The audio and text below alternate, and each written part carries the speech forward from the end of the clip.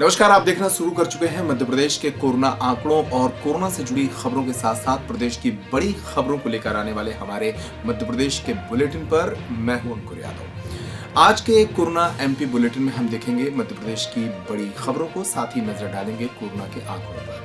मध्य प्रदेश में अब कोरोना संक्रमित मरीजों की संख्या 3000 के पार पहुंच चुकी है। ऐसे में मध्य प्रदेश अब देश के कोरोना संक्रमित राज्यों की सूची में 6वें स्थान पर पहुंच चुका है। मध्य प्रदेश में तेजी से कोरोना के मरीज बढ़ रहे हैं। उधर लॉकडाउन में मिल रही छूट के कारण बाजारों में रौनक भी लौटने लगी है। यानी ये समय अब चुनौतियों के बढ़ने का समय है। सबसे पहले नजर डालते हैं मध्य प्रदेश में कोरोना संक्रमित मरीजों की संख्या कहां तक पहुंची, साथ ही देखते हैं जिलों की स्थिति क्या है।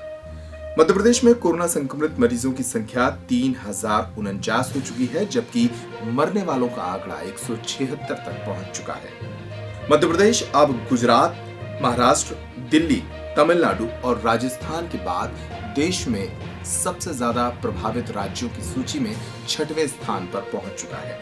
अगर मध्य प्रदेश के जिलों पर नजर डालें तो अब भी मध्य प्रदेश का इंदौर शहर कोरोना से सबसे ज्यादा प्रभावित है और यहाँ कोरोना संक्रमित मरीजों का आंकड़ा 1654 पहुंच चुका है।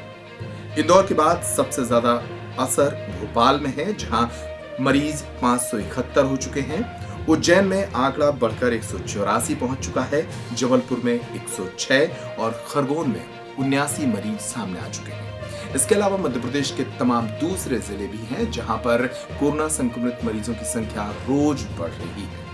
आज के इस खास बुलेटिन में हम दूसरी खबरों पर भी चर्चा करेंगे। मध्य प्रदेश के सियासी उठापटक का किस्सा लगातार जारी है। कोरोना के दुष्प्रभावों के बीच मध्य प्रदेश में मंत्रिमंडल विस्तार की चर्चा एक बार फिर जोर पकड़ रही है।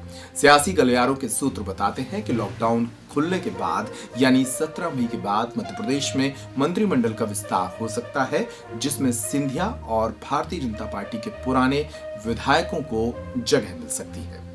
इस संबंध में आज चर्चाएं तब और बढ़ी जब सिंधिया खेमे की इमरती देवी मध्य प्रदेश के भाजपा कार्यालय पहुंची और उन्होंने बीडी शर्मा से मुलाकात की। इस दौरान सिंधिया खेमे के ही गोविंद सिंह राजपूत का भी बयान सामने आया कि मंत्रिमंडल विस्तार में उन्हें कितना स्थान मिलेगा, ये भारतीय जनता पार्टी का केंद्रीय नेतृत्व और सिंधिया जी तय करेंगे।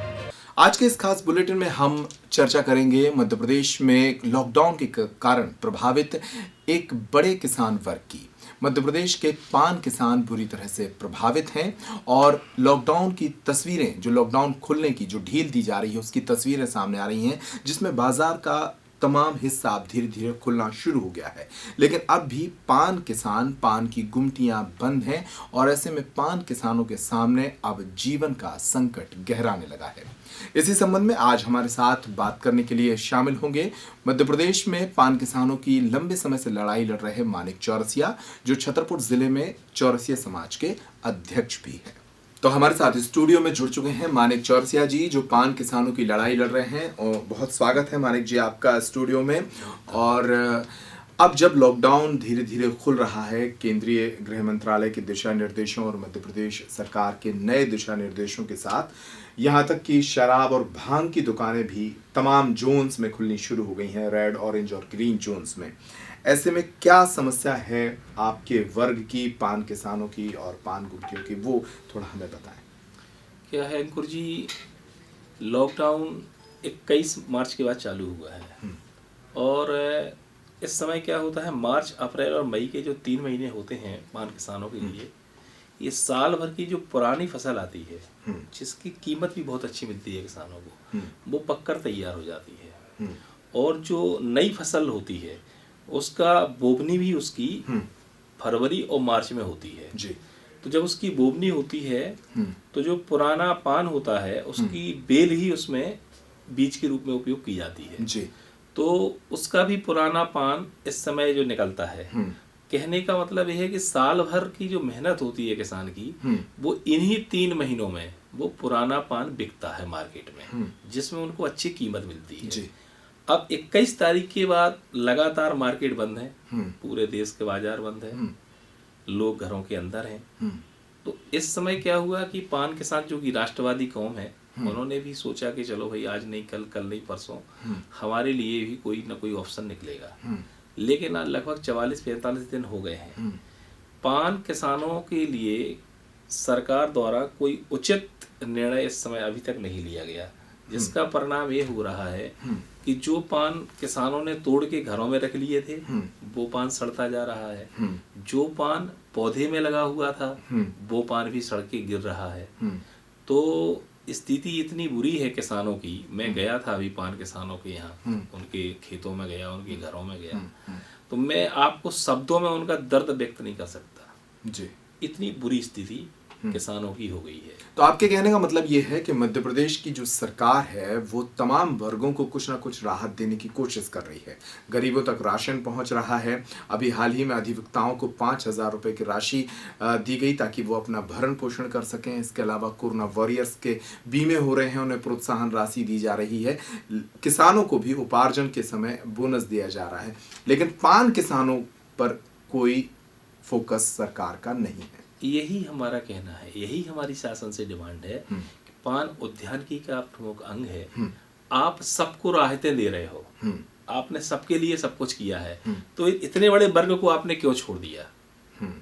वर्ग से याद आया, क्या आंकड़े हैं आप लोगों के पास कि मध्य प्रदेश में लगभग कितनी संख्या होगी पान किसानों की, और उनके कारोबार के प्रभाव से कितने बड़े परिवारों की संख्या होगी जो इससे जूझ रहे होंगे? देखो अंकुर जी, मध्य प्रदेश के 21 जिलों में पान की खेती होती है। 21 जिलों में करीब 70 से 80 हजार पान कृषक हैं, यानी 70 से 80 हजार परिवार जो स्वयं का रोजगार स्थापित किए हैं, उसी से वो अपना स्वार्जन करते हैं। मतलब उसमें शासन का या अन्य किसी प्रकार का कोई योगदान नहीं है। तो एक साथ 80 हजार परिवार बेरोजगार हो जाएं या और उनकी जो पूंजी लगी है वो भी डूब जाए, तो इतने बड़े मुद्दे पर तो ध्यान देने का हमारी ख्याल से मुद्दा बनता था। शासन को इसमें ध्यान देना चाहिए था। शासन जो सहायता, मुआवजा या राहत देने की पहल करेगा वो तो बात की बात है, लेकिन फिलहाल लॉकडाउन खुलना शुरू हो गया है।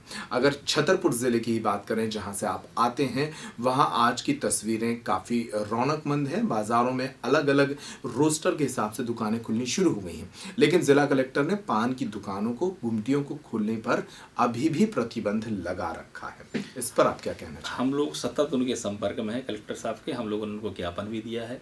आज भी हमारी कलेक्टर साहब से व्हाट्सएप के माध्यम से बात हुई है। हमने उनसे ये निवेदन किया था कि भैया आप पान की गुमटियाँ खुलवा दो।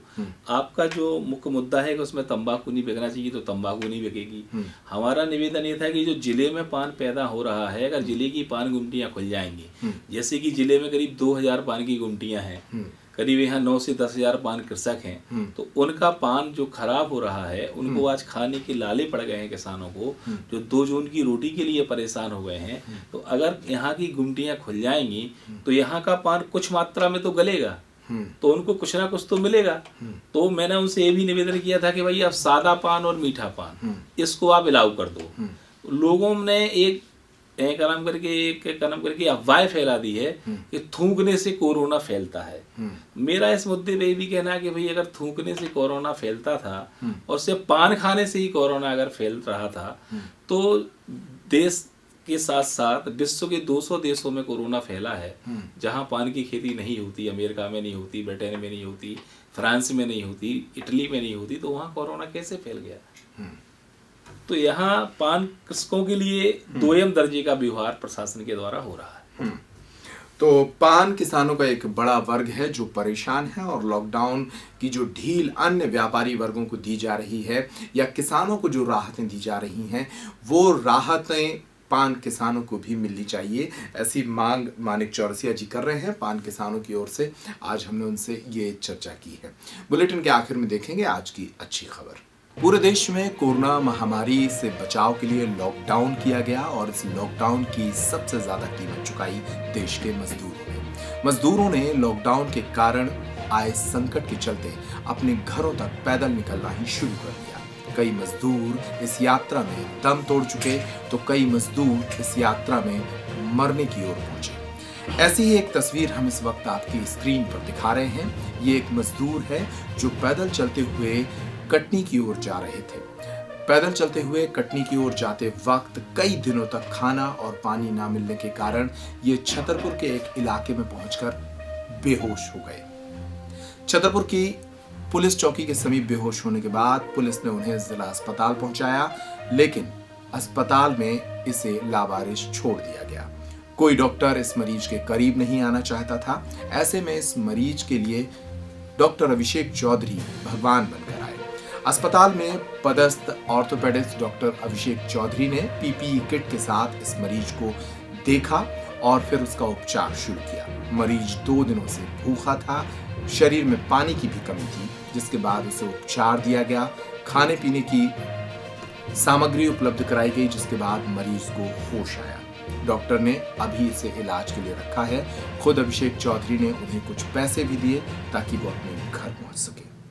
तो कोरोना वॉरियर्स अलग अलग तरह से लोगों की मदद करने की कोशिशों में जुटे हैं। आज की अच्छी खबर यही थी। आज के कोरोना बुलेटिन में इतना ही। तमाम खबरों के साथ आप देखते रहिए पेपर टाइम मध्य प्रदेश समाचार। नमस्कार।